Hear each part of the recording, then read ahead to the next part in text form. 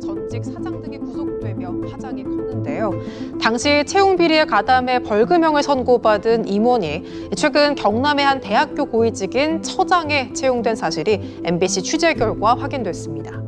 누군가에게 큰 상처와 아픔을 남겼을 것인데 그게 나였을 수도 있었겠다. 왜 그런 결정을 내렸는지 학교 측이 결정이 이해가 가지 않는다. 경남개발공사 채용 비리가 어떻게 해서 시작이 됐는가를 많이 궁금해하세요.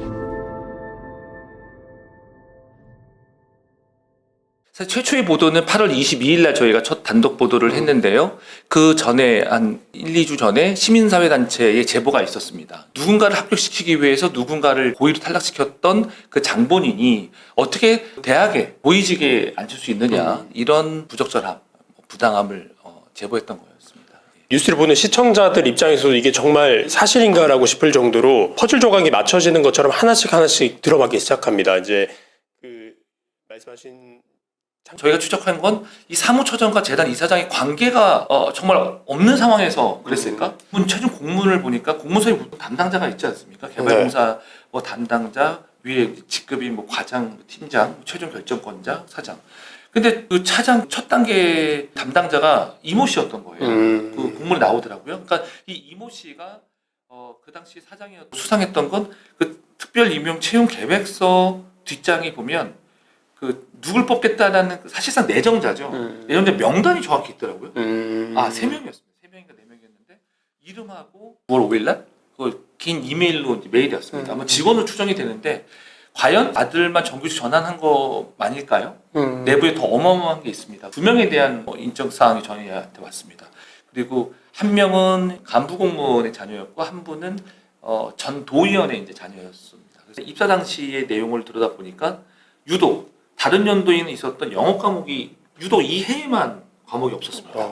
필기시험에서 영어 과목이 없었고 면접 단계에서 면접위원이 3명밖에 안 됐어요. 꼼수가 뭐냐면 그 개발공사 내규에 자녀를 채용한 다음에 8개월인가 있다가 규정을 바꿉니다. 행정안전부가 특별감사를 했는데 그때 적발이 됐어요. 사실.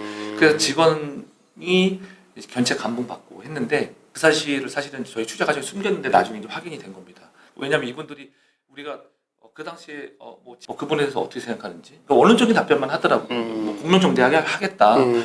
근본적인 어떤 대책을 갖고 있지는 않았습니다.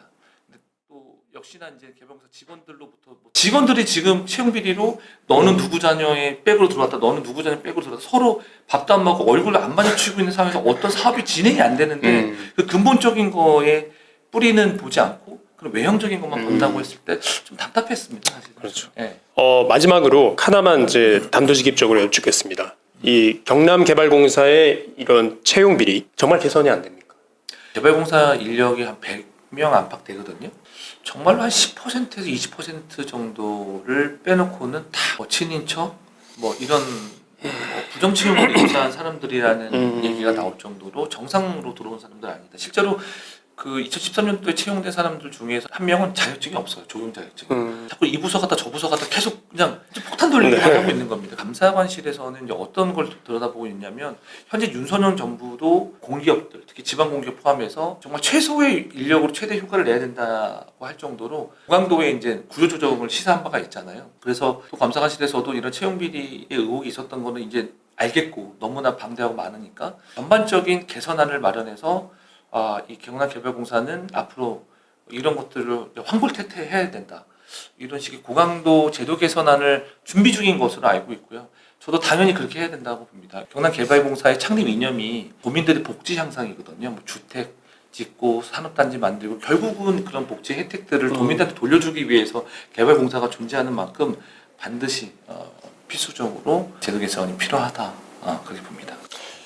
네, 오늘 인터뷰는 마무리하도록 하겠고요. 더 자세한 내용은 MBC 경남 뉴스를 통해서 우리 이제 정영민 기자가 추가적인 이제 취재와 보도를 할 거고요. MBC 경남 뉴스 채널과 그리고 이제 유튜브를 통해서 많은 관심을 가져주시면 이후에 또 이제 취재 뒷이야기를 또 들려드리도록 하겠습니다.